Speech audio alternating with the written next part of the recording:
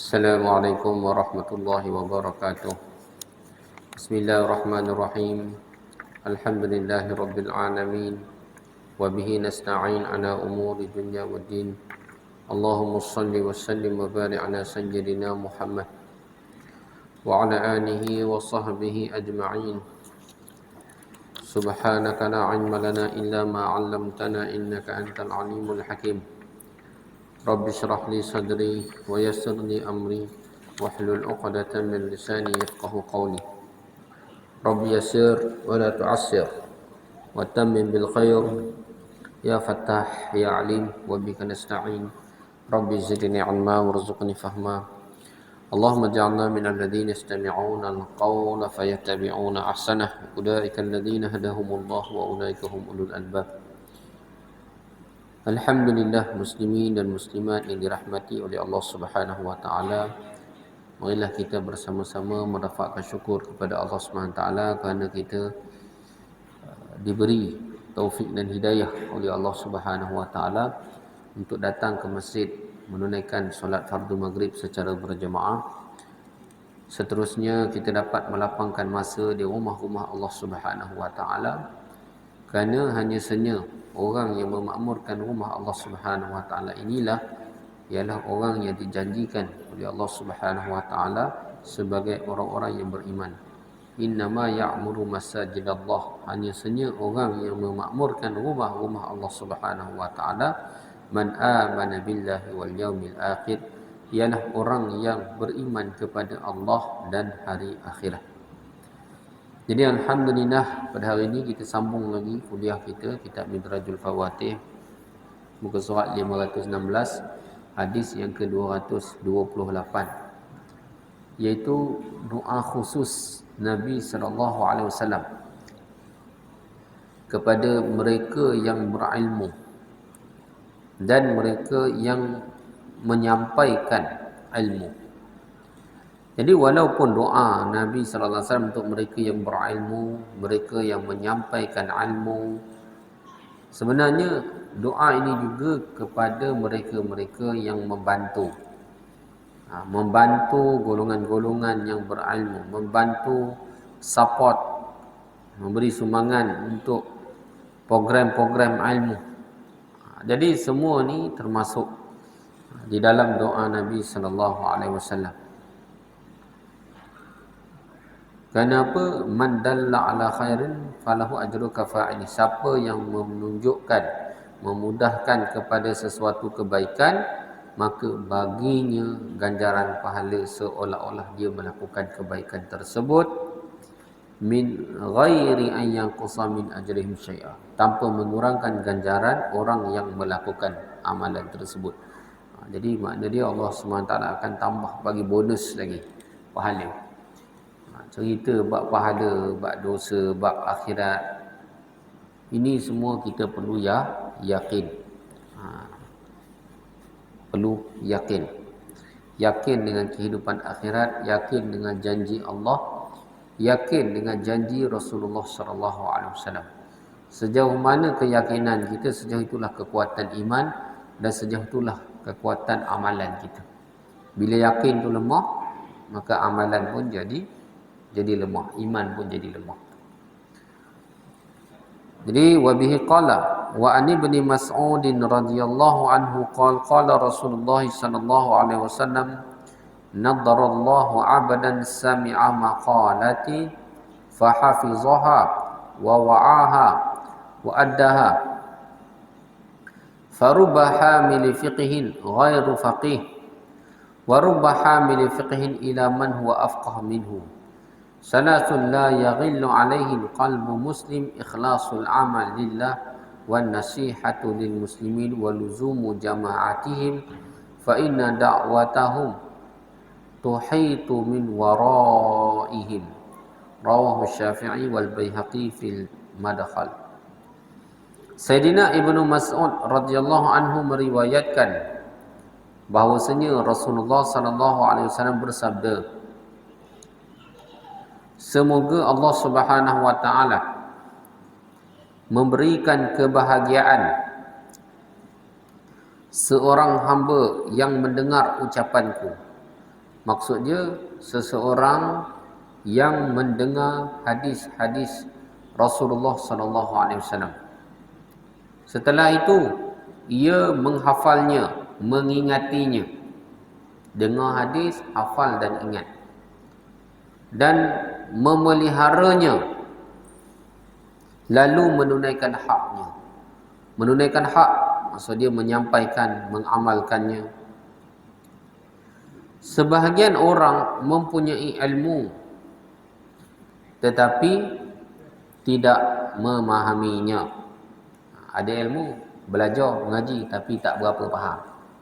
Lalu dia mengajar saja, menyampaikan sahaja. Sebahagian yang lain mempunyai ilmu dan dia menyampaikan kepada orang. Ada ilmu lalu menyampaikan kepada orang lain, dan orang lain itu lebih memahami daripada orang yang menyampaikan. Maknanya dia guru yang menyampaikan tu kepada murid. Masya Allah, anak murid lebih faham daripada guru. Boleh jadi macam tu. Orang yang belajar lebih faham daripada orang yang mengajar. Boleh jadi macam tu. Kalau kita lihat ulama-ulama terdahulu, Masya Allah, ada di kalangan mereka anak murid tu lagi hebat daripada tok guru dia. Macam Imam Syafi'i, Imam Hanafi, lebih terkenal daripada guru-guru dia. Guru dia ulama besar juga, tapi anak murid dia lebih terkenal, lebih Masya Allah. Jadi 3 perkara yang mana hati seseorang Muslim, bila satu orang itu menjadi satu orang Islam, maka Rasulullah telah menyebutkan 3 perkara ini, hatinya tidak akan mengkhianatinya. 3 perkara.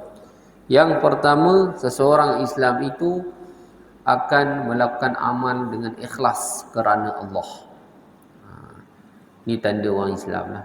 Mana buat apa-apa sahaja, kita buat amalan tu ikhlas, semata-mata kerana Allah, liwajhillah, untuk mendapatkan ganjaran daripada Allah, untuk mendapatkan ganjaran akhirat.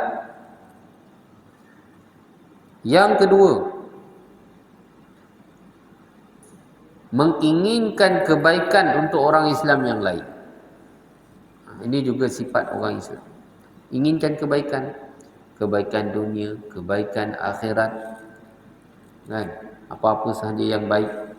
Kalau orang Islam yang lain tu jauh daripada Allah, inginkan supaya dia dekat dengan Allah. Kalau orang Islam yang lain tu, Masya Allah, ada kekurangan, cuba dibantunya. Inginkan kebaikan. Yang ketiga, sentiasa bersama jemaah orang Islam. Sentiasa bersama jemaah orang Islam. Maknanya tidak hidup sendiri-sendirilah, bersama masyarakat Muslim, yang mana dalam masyarakat ini ada saling bantu-membantu, tolong-menolong. Oleh yang demikian, doa daripada jemaah melindungi mereka. Masya Allah.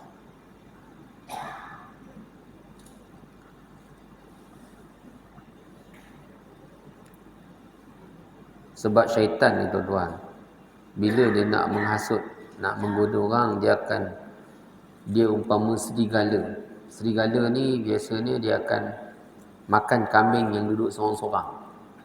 Kalau yang duduk dalam kumpulan ni, dia tak berani kacau lah. Dia takut juga ramai.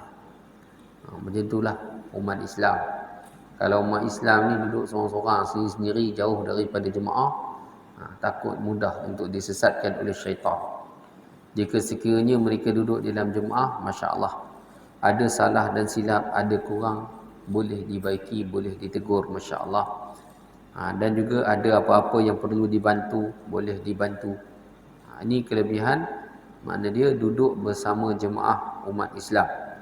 Doa jemaah ini akan melindungi mereka. Jadi dalam hadis ni disebutkan naddarallah. Nadara ni, nadrah, dia asal daripada makna hakikatnya adalah nadrah. Nadrah maksudnya mencahayakan wajahnya. Itu maksud asal. Tetapi ia diterjemahkan dengan makna kebahagiaan. Semoga Allah memberikan kebahagiaan Kenapa tuan-tuan? Sebab apabila satu orang tu bahagia, muka dia akan terang, bercahaya-cahaya, bersinar-sinar, tersenyum-senyum. Tanda dia bahagia. Jadi bila Rasulullah sebut nadarallah, semoga Allah menyinari wajahnya, maksud dia Allah memberikan kebahagiaan kepada siapa? Kepada mereka yang mendengar hadis Nabi, kemudian menyampaikan hadis Rasulullah sallallahu alaihi wasallam, menghidupkan amalan-amalan sunnah. Jadi di sini persoalan, kenapa Nabi sallallahu alaihi wasallam mendoakan untuk mereka sedemikian?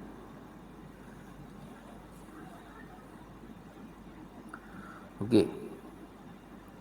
Selepas doa Rasulullah, nadarallahu abadan sami'a maqalati, semoga Allah memberikan seseorang hamba itu yang telah memberikan kebahagiaan, yang telah mendengar perkataan aku, hadis aku, fahafizaha wa wa'aha wa addaha, menghafalnya, memeliharanya, menghafalnya dan memeliharanya. Fawa'aha maksudnya memahami dengan betul-betul. Hafizah ada dua maksud. Pertama, ingat dan hafal. Makna yang kedua ialah mengamalkan. Hafizina bima 'allamahullah, memelihara dengan apa yang Allah ajarkan kepadanya. Maksud memelihara adalah mengamalkannya. Mengamalkannya. Jadi bukan sahaja belajar hafal, tapi amalkan juga. Kerana maksud daripada ilmu ni untuk amal.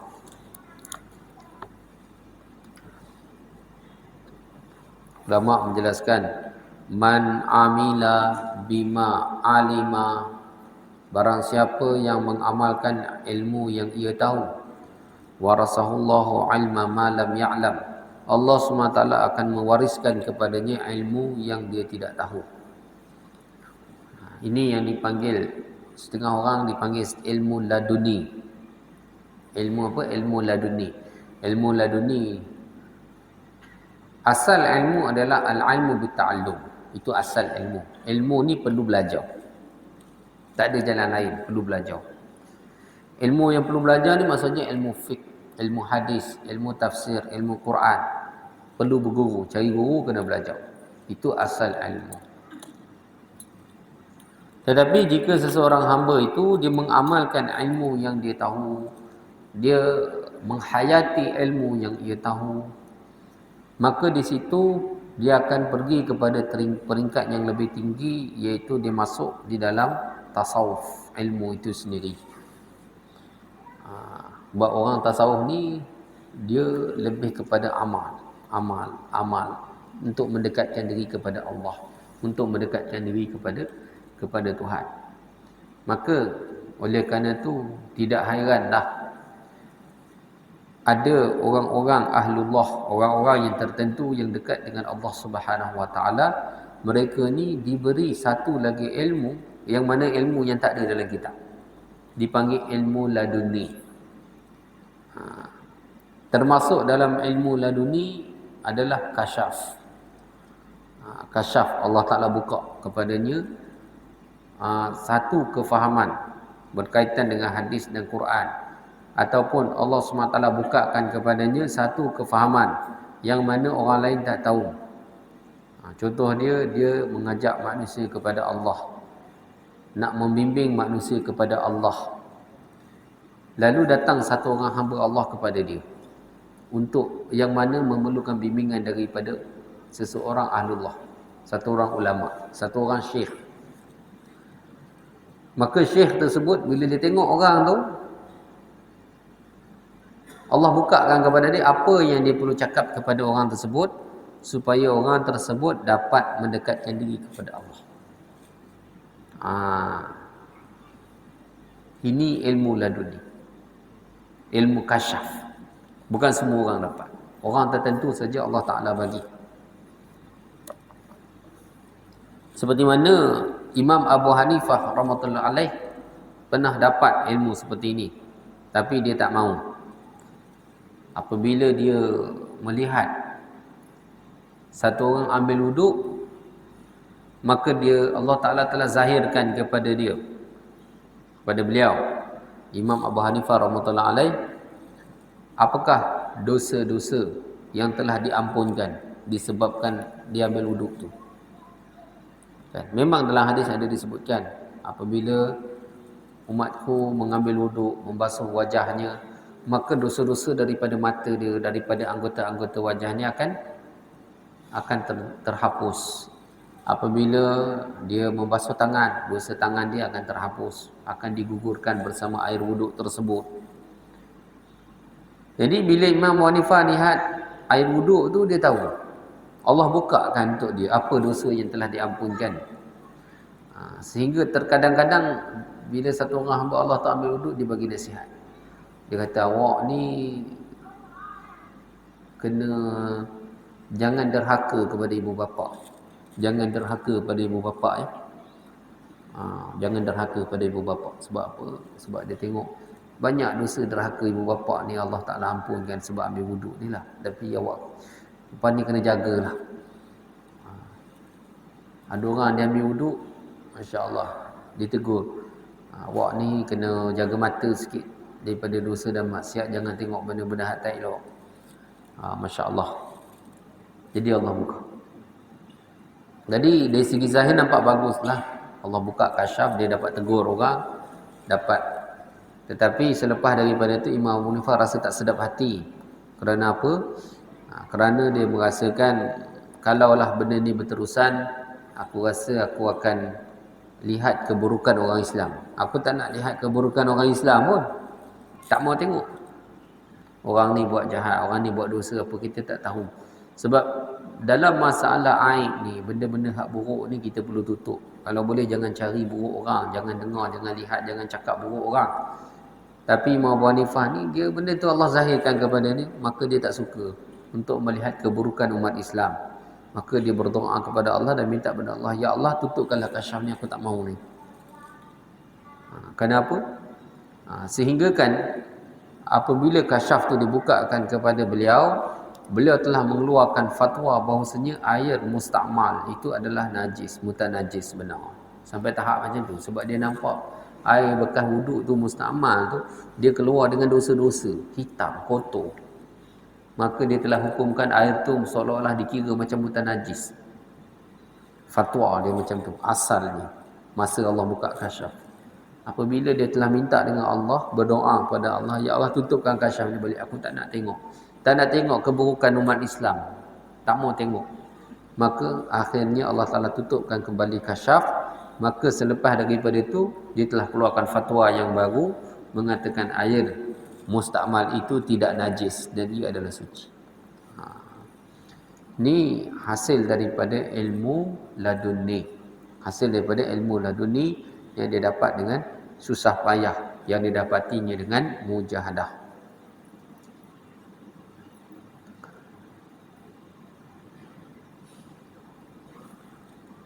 Jadi di sini timbul satu persoalan. Kenapa Nabi sallallahu alaihi wasallam nadarallah, mendoakan untuk mereka yang mempelajari ilmu, mempelajari hadis dan menyampaikan hadis, mendoakan sedemikian?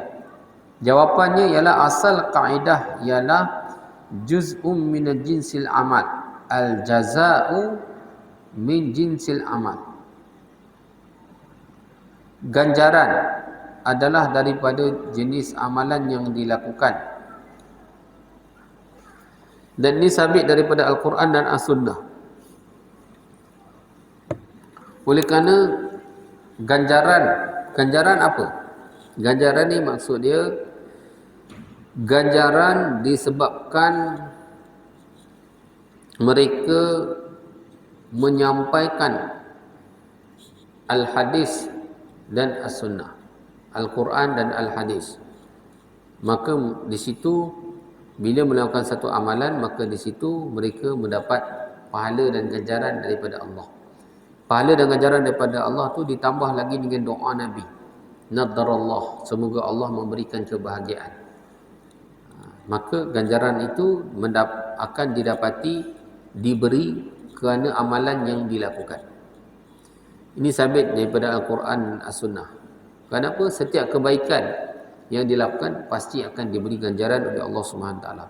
Jadi oleh kerana khidmatnya untuk ilmu, untuk Al-Quran, untuk Al-Hadis, atau menghidupkan pengajian Al-Quran, menghidupkan pengajian Al-Hadis, maka Allah Subhanahu wa taala akan memberikan kebahagiaan kepadanya, mencahayakan wajahnya, agar dapat dilihat bagaimana Allah Subhanahu wa taala memuliakan mereka. Ataupun maknanya nadarallah ialah Allah memperelokkan keadaan kehidupannya, memberikan kehidupan yang baik.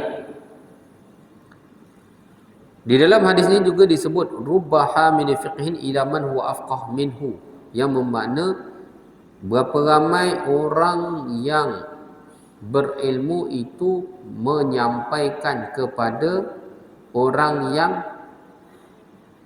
lebih faham daripada orang yang menyampaikan.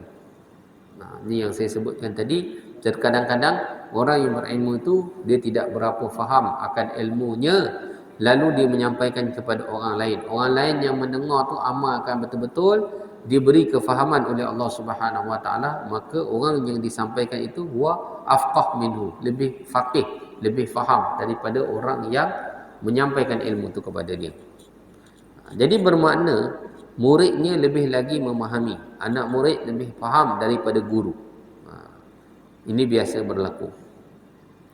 Misalnya, contohnya a'immah arba'ah, imam 4 mazhab yang termasyhur, yang terkenal, Imam Abu Hanifah rahmatullah alaih, Imam Malik bin Anas rahmatullah alaih, Imam Syafi'i, ataupun nama dia ialah Muhammad bin Idris. Imam Abu Hanifah nama dia adalah Nu'man bin Thabit, gelarannya Abu Hanifah. Imam Malik nama dia Malik bin Anas rahmatullah alaih. Imam Syafi'i nama dia Muhammad bin Idris bin Syafi'. Syafi'i itu nama datuk. Dan juga Imam Ahmad bin Hanbal. Jadi imam yang termasyhur, imam arba'ah, a'immah arba'ah, imam 4 mazhab ini, mereka mendengar hadis-hadis daripada syekh-syekh mereka, daripada guru-guru mereka. Tetapi disebabkan kefahaman mereka yang tinggi, mereka faham, mereka mengkaji selidik, sehingga mereka menjadi faqih, bahkan lebih masyhur dan lebih faqih daripada guru mereka sendiri. Pada zaman dahulu terdapat banyak mazhab dan terdapat banyak mujtahid. Akan tetapi mazhab-mazhab yang lain, mujtahid yang lain tidak kekal. Makna dia sampai satu masa murid-murid kepada mazhab-mazhab yang lain ni, mereka telah beralih kepada salah satu daripada 4 mazhab. Mereka telah beralih daripada salah satu daripada 4 mazhab. Kerana apa? Mungkin disebabkan fatwa-fatwa dalam mazhab mereka itu tidak lengkap, ataupun kaedah qawaidul fiqhah dalam mazhab mereka itu belum betul-betul sempurna lagi, tapi boleh diamalkan, diguna pakai. Maka mereka telah beralih kepada satu mazhab yang hampir sama dengan mazhab mereka yang lebih sempurna. Sebab mazhab-mazhab yang lain ini sebenarnya, kalau zaman sahabat tu ada berpuluh-puluh, bahkan ratusan mazhab sebenarnya. Bila masuk zaman tabi'in, ada berpuluh-puluh. Yang masyhur tu berbelas-belas mazhab sebenarnya. Kemudian satu persatu mazhab tersebut dia pupus. Bukan pupus, dia tak pupus sebenarnya. Mazhab, murid dalam mazhab tersebut yang belajar tu dia beralih kepada mazhab lain. Akhirnya Allah SWT telah kekalkan 4 mazhab sampai sekarang.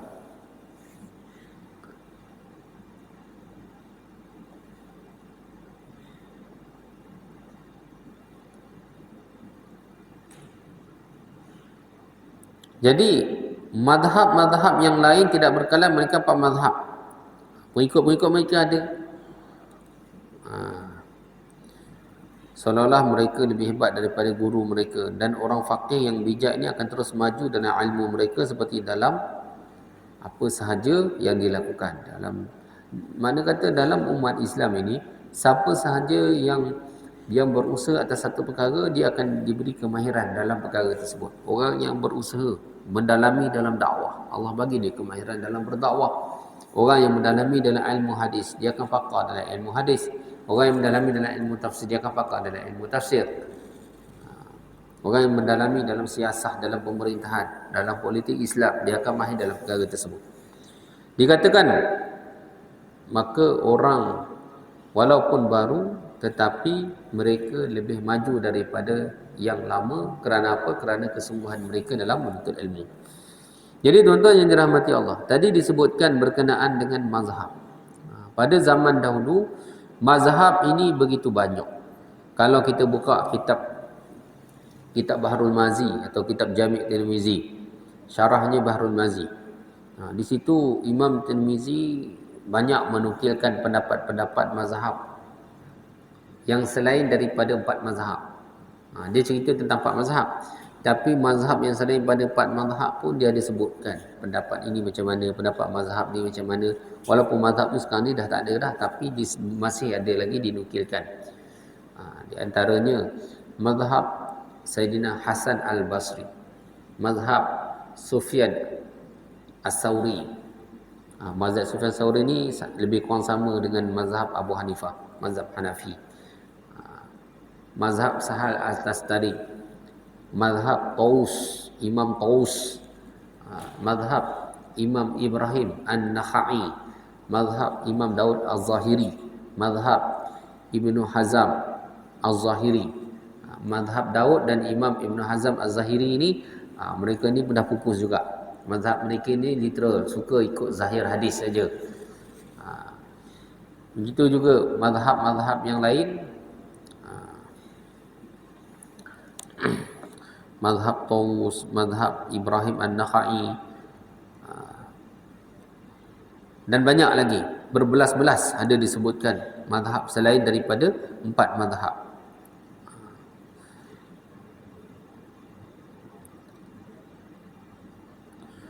Okey, seterusnya di dalam hadis ni juga disebutkan salasun la yaghillu alaihin qalbu muslim.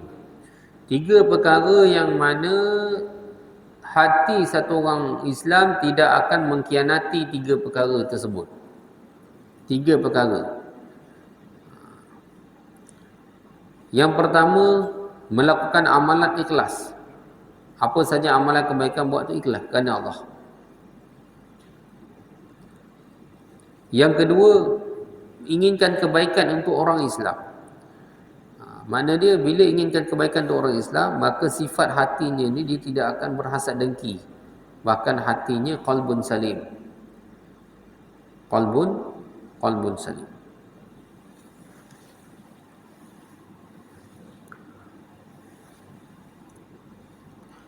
Sebab itulah asas di dalam berdakwah, dalam mengajak manusia kepada Allah Subhanahu Wa Taala, asas dia apa?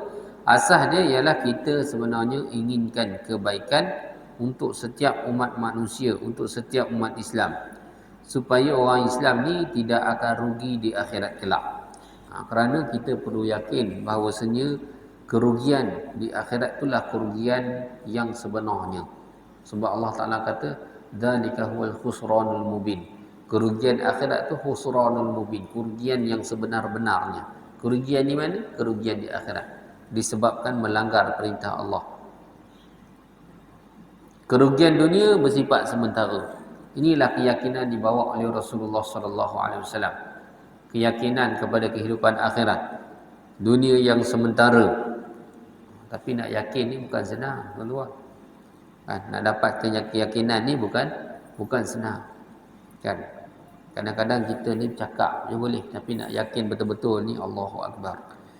Memerlukan keyakinan, memerlukan apa ni, yakin. Sebab itulah bila kita bangun malam, kita bertahajud tengah-tengah malam, kita doa tahajud. Doa tahajud ni bangun pagi lagi kita dah minta pada Allah Taala tu keyakinan kepada Allah. yakin. Allahumma lakal hamdu anta qayyimus samawati wal ard. Kita puji Allah, ya Allah, segala puji bagi Engkau yang menciptakan langit dan bumi. Ya Allah, Allahumma lakal hamdu anta mulkus samawati wal ard, yang memiliki kerajaan langit dan bumi. Ya Allah, segala puji bagi Engkau. Allahumma lakal hamdu anta nurus samawati wal ard. Engkaulah yang memiliki cahaya langit dan bumi. Anta malikus samawati wal ard. Engkaulah yang pemilik, raja langit dan bumi. Walakal hamdu antal haq. Di sini keyakinan. Rasulullah setiap malam bangun tahajud, Nabi doa kepada Allah. Nabi pun doa kepada Allah, berdoa keyakinan. Nabi doa supaya kita ni umat Islam ni yakin. Allahumma lakal hamdu antal haq. Ya Allah, segala puji bagi Engkau. Engkau lah haq, antal haq. Engkau lah benar, sebenar-benarnya. Wa wa'dukal haq. Janji Engkau adalah benar, sebenar-benarnya. Wa qauluka haq. Perkataan Engkau adalah benar, sebenar-benarnya. Wa liqa'uka haq. Pertemuan dengan Engkau adalah benar, sebenar-benarnya. Was sa'atu haq. Wa liqa'uka haq. Wal jannah haq. Syurga itu benar, sebenar-benarnya. Wan nar haq. Neraka itu benar, sebenar-benarnya. Wan nabiyyun haq. Seluruh nabi-nabi itu benar, sebenar-benarnya. Wa Muhammadin sallallahu alaihi wasallam haq. Dan Nabi Muhammad sallallahu alaihi wasallam itu benar, sebenar-benarnya. Was-sa'atu haq. Dan juga hari kiamat itu benar, sebenar-benarnya. Jadi Rasulullah ajar kita bangun tahajud malam-malam, hak pertama sekali doa ni, ya Allah, syurga tu benar, pertemuan dengan Kau tu benar, perkataan Kau tu benar, Engkau benar. Semua ni semua nak dapatkan keyakinan. Keyakinan itulah iman. Keyakinan itu adalah iman. Hari ini manusia merasakan kerugian sebenar, kerugian dunia, tetapi sebenarnya kerugian yang sebenar adalah kerugian akhirat. Dan juga apabila iman seseorang itu sempurna, maka kita perlu merasa simpati kepada orang bukan Islam. Kita kena kesian, bukan benci kepada mereka. Benci itu betul, benci itu kepada amalan orang bukan Islam, amalan kekufuran, amalan dosa maksiat itu kena benci. Dengan tegas kita menolak amalan tersebut. Tetapi individu non-Muslim tu kita perlu kesian pada mereka, simpati kepada mereka, kasih kepada mereka, bimbing mereka, simpati kepada mereka. Maka supaya Allah SWT memberi mereka iman, memberi mereka kefahaman. Hari ini orang bukan Islam merasakan orang Islam ni benci kepada mereka, orang Islam ni teroris dan sebagainya, sebab mereka tak faham kehidupan Islam yang sebenarnya. Kerana orang Islam tidak menunjukkan amalan Islam yang sebenarnya. Kita lihat di zaman Rasulullah sallallahu alaihi wasallam bagaimana satu orang musuh Islam, ketua satu kabilah yang bernama Sumamah bin Usal, dia telah ditawan di medan pertempuran, di medan peperangan, dan telah ditangkap. Tetapi Nabi sallallahu alaihi wasallam tidak membenarkan untuk dia dibunuh. Nabi kata jangan bunuh dia lagi. Tapi Nabi tak bagi lepaskan dia juga. Dia minta dilepaskan, tapi Rasulullah tak lepaskan dia. Kenapa? Pada masa itu Rasulullah melihat Sumamah ni sebenarnya dia tak kenal Islam tu apa. Dia merasakan orang Islam ni benci kepada orang bukan Islam. Dia tak faham. Maka apa Nabi buat? Hikmah Rasulullah. Rasulullah suruh ikat dia, tambat dia dekat tiang masjid Nabi selama 3 hari 3 malam. Dalam tempoh 3 hari 3 malam tu, dia melihat macam mana layanan baik orang Islam kepada dia. Sahabat-sahabat Nabi datang berbual dengan dia, beri makan pada dia. Masya Allah. Kan? Padahal dia tu dulu ni, sebelum ni adalah memimpin peperangan berperang dengan orang Islam, nak bunuh Nabi, memimpin peperangan. Sepatutnya bila dah kena tawan, dia dah kena ingkat, sahabat datang, tak payah bagi makan lah, sepak kepala dia, dia datang dia sepak kepala, maki dia. Sepatutnya macam tu kan. Biasalah tu, bila dah kena tangkap ni, kena seksa, kena hina, kena maki, semua ada. Tapi yang dia pelik dia tu, dia tak kena apa pun, tak dimasukkan dalam penjara pun. Bahkan dia letak dekat masjid, diikat ke masjid, dia tak nak bagi dia lari tu je, sekadar ikat dia. Ikat pun tak adalah ikat ketat sangat, agak longgar supaya dia tak boleh lari, sekadar tu je. Maka di situ dia lihat macam mana orang Islam punya akhlak, kebaikan umat Islam. Beri dia makan. Lepas tu dia nampak amalan umat Islam, macam mana majlis-majlis yang ada di Masjid Nabi, menceritakan tentang kehidupan akhirat. Jadi termasuklah perkara ini, makna dia sehingga dia faham bahawasanya orang Islam ni sebenarnya bukannya nak benci dengan orang bukan Islam, tak. Sebenarnya orang Islam ni nak membawa manusia untuk kenal Allah, untuk beriman kepada Allah. Dan mereka ni sangat baik, adalah umat yang sangat baik, iaitu mereka ni simpati terhadap orang yang tidak kenal Allah. Maka semua umat bin Musa dia faham. Maka selepas 3 hari itu Rasulullah dah nampak dah daripada wajahnya tu, Islam tu dah masuk dalam hati dia. Cuma masa itu Sumamah bin Usal, dia masih lagi ada ego dia sikit lah. Lalu Rasulullah tanya dia, macam mana keadaan kamu wahai Sumamah? Macam mana keadaan? Dia tak nak ngaku lagi, dia nak masuk Islam masa itu. Dia ada ego dia sikit. Maka dia pun kata, ya Muhammad, kalau kamu bunuh aku, kamu boleh bunuh aku. Tapi kamu kena ingat, kalau aku dibunuh, akan ada orang yang tuntut bela dan balas dendam. Tapi kalau kamu lepaskan aku akan jadi orang yang bersyukur. Maksud dia, kalau kamu lepaskan aku akan hargai perkara ini dan aku akan balas kebaikan. Maka Rasulullah sallallahu alaihi wasallam pun suruh para sahabat buka ikatan dia, lepaskan dia. Maka Sumamah pun dia berjalan ke pintu masjid, nak keluar daripada masjid, keluar dari pintu masjid, dia masuk balik. Ya Rasulullah, sesungguhnya Islam itu benar.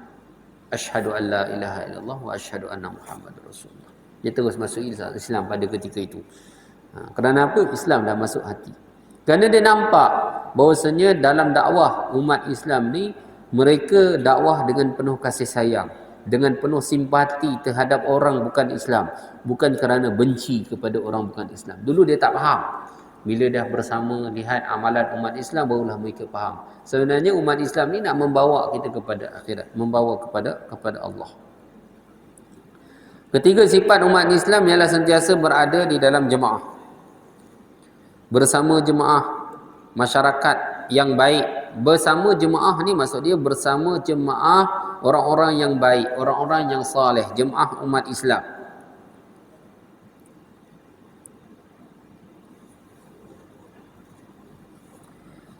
Maka apabila bercampur dengan orang ramai, maka barulah seseorang alim itu mengetahui keadaan umat dan bagaimana cara untuk menyampaikan ilmu kepada mereka.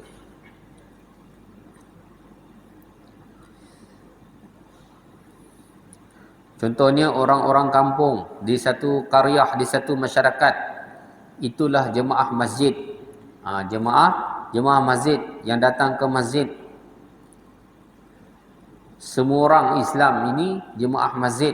Maka kita perlu mengusahakan bagaimana seluruh umat Islam, tuan-tuan yang dirahmati oleh Allah SWT, hari ini sentiasa bersama dengan jemaah, sentiasa datang menunaikan solat berjemaah, datang ke masjid, ada hubungan dengan masjid. Amat rugi orang yang tidak ada hubungan dengan masjid. Tuan-tuan yang dirahmati oleh Allah SWT, apabila rahmat Allah SWT diturunkan di dunia ini, rahmat Allah SWT ni akan turun kat masjid. Dia tak turun dekat rumah, dia turun ke masjid dulu. Rumah-rumah Allah dia akan turun dulu. Maka orang yang ada hubungan dengan masjid, maknanya dia menghubungkan diri dia dengan rahmat Allah. Dan dia akan mengambil sebahagian daripada rahmat-rahmat tersebut, dia akan bawa balik ke rumah dia. Untung orang yang sentiasa ada hubungan dengan masjid. Kalau orang yang tak ada hubungan dengan masjid, dia amat rugilah. Dia tidak ada hubungan dengan dengan rahmat Allah Subhanahu wa taala. Sebab itulah di dalam satu hadis dijelaskan man syadza finnar. Kita takut jadi macam ni. Barang siapa yang syadza ni hidup sendiri-sendiri, hidup seorang-seorang. Dia khawatiri nanti syadza finnar. Masuk neraka pun sendiri-sendiri seorang-seorang juga. Takut macam tu. Dia khawatiri ni macam tu. Sebab tak ada siapa pun kenal dia, tak ada siapa boleh bagi syafaat dekat dia. Hidup sendiri-sendiri ni, dia main duduk kat rumah dia buat hal dia sendiri. Kan apa terjadi pun dia tak tahu. Apa keadaan masyarakat pun dia tak peduli, tak ambil peduli. Duduk rumah pagi, balik malam, masjid pun tak main. Seminggu sekali pun tak main, setahun sekali pun tak main, buat hal sendiri. Kan nafsi-nafsi, hidup nafsi-nafsi. Jangan hidup macam ni. Bahkan kita perlu bersama-sama dengan jemaah umat Islam. Bersama-sama. Paling kurang kita datang solat berjemaah. Kita nampak rakan-rakan saudara se-Islam kita kenal. Kenal muka. Tak tahu nama pun kenal muka. Tahu rumahnya di mana. Di mana tempatnya. Ini berjemaah. Berjemaah. Sekurang-kurangnya apabila di akhirat kelak tuan-tuan, kalaulah kita ni ada dosa menyebabkan kita sangkut, maka adalah orang yang akan tolong bagi syafaat. Ya Allah, ini sahabat saya. Ini sahabat saya, ya Allah selamatkanlah dia. Saya jadi saksi atas imannya.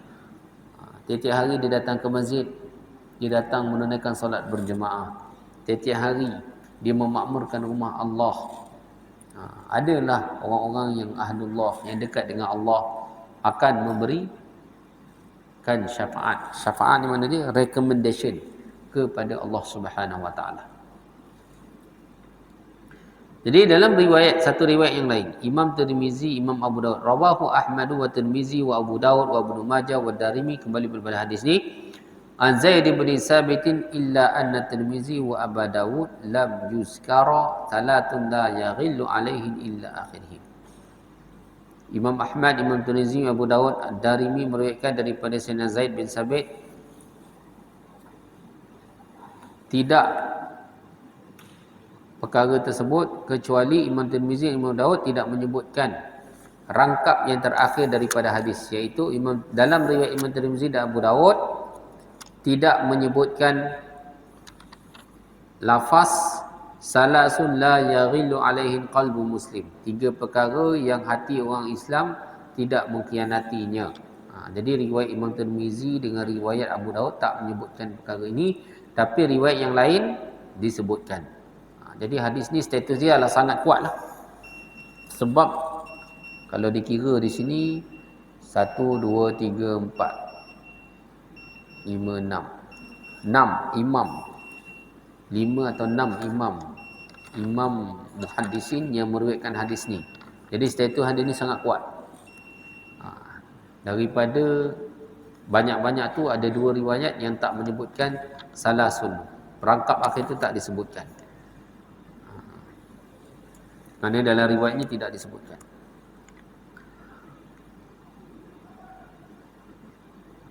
Hadis yang lain yang sama, nadarallahu mur'an sami'a minna syai'an faballaghahu kama sami'ahu farubba muballighin aw a'lahu min sami'in. Yang bermaksud ni riwayat Ibnu Mas'ud meriwayatkan bahawa hadis yang hampir sama, lafaznya berlainan sedikit. Rasulullah sallallahu alaihi wasallam bersabda, semoga Allah menyerikan seseorang yang mendengar sesuatu daripada aku dan dia menyampaikannya, dan berapa ramai orang yang disampaikan itu lebih mengingati ataupun lebih memahami daripada orang yang mendengarnya. Hadis ni pun kita sebut riwayat bil makna. Jadi maksud dia di sini tuan-tuan, dalam periwayatan hadis adalah dibenarkan meriwayatkan sesuatu hadis tersebut bil makna. Apa maksud bil makna ni? Mungkin Rasulullah sebut perkataan tersebut tu dengan menggunakan satu lafaz, yang mana lafaz tu daripada Rasulullah. Sahabat Nabi mendengarnya ataupun tabi'in mendengarnya, yang riwayatkan selepas daripada itu. Tetapi orang yang mendengar tersebut telah menukarkan lafaz itu kepada lafaz yang lain, tapi makna dia serupa. Makna dia serupa. maka itu adalah dibenarkan dengan syarat orang yang meriwayatkan tu faham apa yang didengar daripada Rasulullah tu, dibenarkan. Sebab itulah kita tidak hairan hadis-hadis seperti ini ada banyak, bila dia banyak riwayat maka lafaz je adalah sedikit berlainan. Contohnya hadis yang sebelum ni kita bacakan, nadarallahu abadan sami'a maqalati fahafizaha fa wa'aha. Semoga Allah mencahayakan abadan satu orang hamba. Jadi di sini pula nadarallahu imra'an, disebutkan imra'an seseorang, abadan satu orang hamba. Jadi maksud dia sama, cuma lafaz yang digunakan tu berlainan. Ia adalah dibenarkan. Lepas tu di sini wa'addaha menunaikan haknya, termasuk mengamalkan dan menyampaikannya. Di sini pula faballaghahu, menyampaikannya. Jadi maksud dia adalah sama, cuma digunakan lafaz-lafaz yang berlainan. Dalam riwayat ni itu dipanggil istilah riwayat bil makna. Ia adalah diharuskan di dalam periwayatan hadis, tapi dengan syarat. Syarat dia apa? Syarat dia orang yang meriwayatkan tu memahami apa yang didengar daripada Rasulullah. Sahabat tu memahami, ataupun sahabat riwayatkan kepada tabi'in memahami apa yang didengar daripada sahabat dan riwayat dengan menggunakan lafaz dia sendiri. Walau bagaimanapun riwayat bil lafzi adalah lebih baik dan lebih afdal. Maksud riwayat bil lafzi itu meriwayatkan satu hadis menggunakan lafaz yang asal seperti mana lafaz yang digunakan oleh Rasulullah SAW. Itu yang terbaik, itu yang lebih baik, yang lebih baik lagi lah. Masya Allah. Jadi sampai sekadar ini sahaja tuan-tuan kuliah kita pada malam ni. Semoga apa yang kita dengar dapat diberi kefahaman oleh Allah Subhanahu Wa Taala dan dapat bawa dalam kehidupan. Masya Allah. Subhanallah wa bihamdihi, subhanakallahumma wa bihamdika, asyhadu an la ilaha illa anta, astaghfiruka wa atubu ilaik. Subhana rabbika rabbil izzati amma yasifun, wassalamun alal mursalin, walhamdulillahi rabbil alamin.